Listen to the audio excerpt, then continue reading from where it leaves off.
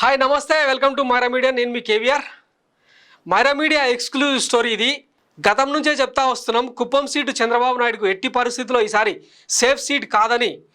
గతంలో అంటే చంద్రబాబు మీద సుదీర్ఘ రాజకీయ యుద్ధం చేసిన చంద్రమౌళి ఐఏఎస్ ఎవరైతే ఉన్నారో ఆయన తదనంతరం అంటే ఆయన మరణానంతరం ఆయన కొడుకు భరత్ ఇప్పుడు కుప్పంలో సుడిగాలి పర్యటనలు చేస్తూ, మరోవైపు వైఎస్ జగన్మోహన్ రెడ్డి అండదండలతో కుప్పంలో విపరీతంగా అభివృద్ధి కార్యక్రమాలు చేస్తూ వచ్చారు. మొన్ననే వైఎస్ జగన్మోహన్ రెడ్డి వెళ్ళి అక్కడికి కృష్ణా జలాలతో కుప్పం ప్రజల కాళ్ళు కడిగే ప్రయత్నం చేశారు.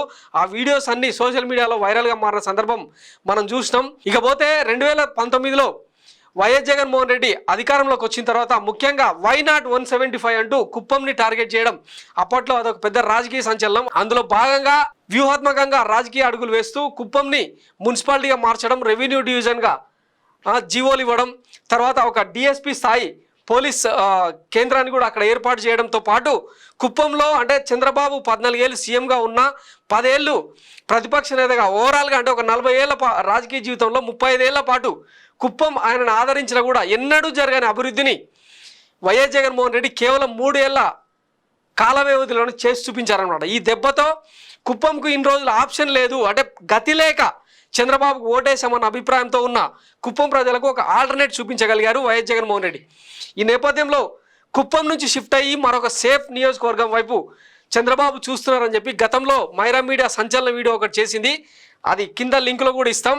ఇకపోతే ఇప్పుడు ఆయన లేటెస్ట్గా ఆయన దృష్టి సారించిన నియోజకవర్గం ఏదంటే పెనమలూరు. కుప్పంలో ఎలాగో గెలవలేనని పెనమలూరుపై గురిపెట్టాడంట. ఐవీఆర్ సర్వేల పేరుతో చంద్రబాబు చేస్తున్న రాజకీయ క్రీనీడ ఇప్పుడు మైరా మీడియా దృష్టికి వచ్చింది. ఇప్పటిదాకా 10 మందికి పైగా రకరకాల అభ్యర్థుల పేర్లను తీసుకొస్తూ తెర మీదకి జనాన్ని కన్ఫ్యూజ్ చేస్తూ అల్టిమేట్గా అందరినీ కాదని తానే స్వయంగా బరిలోకి దిగే సంకేతాలు ఇస్తున్నారంట. అది మైరా మీడియా దృష్టికి వచ్చింది. గత ఎన్నికల్లో కొలుసు పార్థసారథి వైసీపీ నుంచి గెలుపొందారు. అయితే ఆయన రీసెంట్గా పార్టీ మారి తెలుగుదేశంలో చేరడంతో అక్కడ టీడీపీ ఓడిపోయినా కూడా శక్తి వంచన లేకుండా ఇల్లు తిరుగుతూ కాడర్కు అటు ప్రజలకు అందుబాటులో ఉన్న బోడే ప్రసాద్ ఎవరైతే ఉన్నారో ఆయనకు టికెట్ నిరాకరించారు.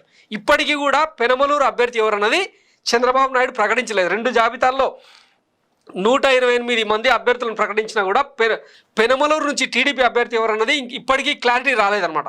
బోడే ప్రసాద్కు సీటు నిరాకరించారు. ఫైనల్గా ఆయన అంటే కన్నీళ్లు పెడుతూ తన భార్య ఇద్దరు కలిసి కూడా మీడియా మీట్ పెట్టారు. ఇంచుమించు ఆమెనే 3 అపార్ట్మెంట్లు అమ్మి ప్రజల కోసం ప్రజా జీవితం కోసం ఖర్చు పెట్టాం, అట్లాంటిది మాకు చంద్రబాబు నుంచి ఎట్లాంటి హామీ రాలేదని చెప్పి వాళ్ళు ఆవేదన వ్యక్తం చేశారు. ఫైనల్గా ఆయన ఈసారి టీడీపీ రెబల్గా బరిలోకి దిగే అవకాశం ఉందన్న సంకేతాలు కూడా వినిపిస్తున్నాయి. ఇకపోతే పెనమలూరు నుంచి ఇప్పటికే తెనాలి అభ్యర్థిగా జనసేన నెంబర్ 2 నాదెండ్ల మనోహర్ని అక్కడ ప్రకటించింది జనసేన పార్టీ.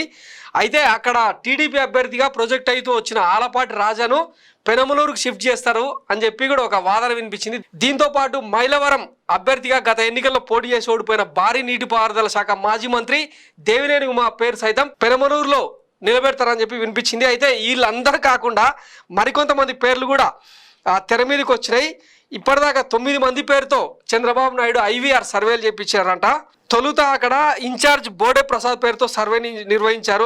అయితే ఆయనకు స్థానిక పార్టీ క్యాడర్తో సఖ్యత లేదన్న కారణంతో ఆయనకు సీట్ ఇస్తలేమని చెప్పి నిరాకరించారు. దాంతో బోడే ప్రసాద్ కన్నీళ్లు పెట్టుకొని టీడీపీకి దూరం అయిపోయారు. ఈసారి టికెట్ ఇవ్వకపోతే అవసరమైతే రెబల్గా బరిలోకి దిగుతానని చెప్పి ఆయన ఛాలెంజ్ కూడా చేశారనమాట. ఆ తర్వాత దేవినేని ఉమా పేరుతో, ఇక మహేష్ బాబు బాబాయ్ గట్టమినేని ఆదిశేషగిరిరావు మైనార్టీ నేత బేగ్ కుమారుడు పేరుతో, తర్వాత దేవినేని బాజీ కోడలు అపర్ణ పేరుతో, ఖమ్మ కార్పొరేషన్ చైర్మన్ చంద్రశేఖర్ పేరుతో వరుసగా ఐవీఆర్ సర్వేలు నిర్వహిస్తూ వచ్చారనమాట. అయితే ఇవన్నీ ఏంటంటే పెనమలూరును ఒక రకమైన కన్ఫ్యూజన్ క్రియేట్ చేయడం కోసం కొలుసు పార్థసారథిని పార్టీలో చేర్చుకున్నారు. దాంతో బోడే ప్రసాద్కు చెక్ పెట్టారు. ఇక దేవినేని ఉమా, తర్వాత ఆలపాటి రాజా ఇట్లాంటి పేర్లన్నీ వినిపించడంతో ఇక ఏ స్థితిలోనూ బోడే ప్రసాద్ పార్టీలో కొనసాగే అవకాశమే లేదు. సో వీళ్ళందరూ అంటే ఎవరైతే పెనమలూరు మీద ఆశలు పెట్టుకున్నారో ఇప్పటికే కొలుసు పార్థసారథి పేరు రిజెక్ట్ అయిపోయింది. దేవినేని ఉమాకు ఈసారి సీట్ ఇస్తారో లేదో తెలియదు, ఆలపాటి రాజాకు ఇస్తారో లేదో తెలియదు. ఫైనల్గా వీటన్నింటి మధ్య పెనమలూరులో టీడీపీ స్ట్రాంగ్ క్యాడర్ బేస్ ఉందని చెప్పి చంద్రబాబు నమ్ముతున్న తరుణంలో కుప్పం నుంచి పోటీ చేస్తూనే పెనమలూరులో కూడా నామినేషన్ వేస్తారన్న కథనాలు వినిపిస్తున్నాయి. ఒకసారి మనం గతాన్ని గమనిస్తే కుప్పంలో ఒకసారి చూడండి, 40 years in politics, 14 years as CM, 7 times as MLA of Kuppam. Nothing is going to save him from embracing defeat as a gift from this 25 years old girl who goes by the name Hasini Ashwini. Kuppam నియోజకవర్గంలో ఒక కీలకమైన మండలం కుప్పం ఎంపీపీగా హాసిని అశ్విని గతంలో గెలవడం అప్పట్లో సంచలనం అనమాట. చంద్రబాబు రాజకీయ చాణక్యం కానీ, ఆయన విజనరీ కానీ, ఆయన స్టేట్మెంట్షిప్ కానీ ఏది కూడా పనిచేయలేదు. కుప్పంలో అంతా క్లీన్ స్వీప్ అయిపోయింది అనమాట. లోకల్ క్యాడర్ అంతా 4 మండలాలు ఉంటే 4 మండలాలు వైసీపీ క్లీన్ స్వీప్ చేసింది. కుప్పం మున్సిపాలిటీని కూడా వైసీపీ క్లీన్ స్వీప్ చేసింది. ఇట్లాంటి తరుణంలో హాసిని అశ్విని 25 ఏళ్ల వయసులో ఆమె చంద్రబాబు చాణక్యాన్ని సవాల్ చేయడం అప్పట్లో సంచలనం అనమాట. ఇవన్నీ అంటే క్రోనాలజీ గమనించిన చంద్రబాబు ఇక ఎట్టి పరిస్థితుల్లో కుప్పం ప్రజలు తనని ఈసారి ఆదరించారన్న ఒక కంక్లూజన్కి వచ్చిన నేపథ్యంలో సర్వేలు కూడా కుప్పంలో చాలా టఫ్ ఫైట్ నెలకొంది, భరత్ గెలిచే అవకాశం ఉందని చెప్తున్న నేపథ్యంలో ఆయన సేఫ్ సీట్గా పెనమలూరు నుంచి పోటీ చేసేందుకు సిద్ధమవుతున్నట్టు తెలుస్తుంది.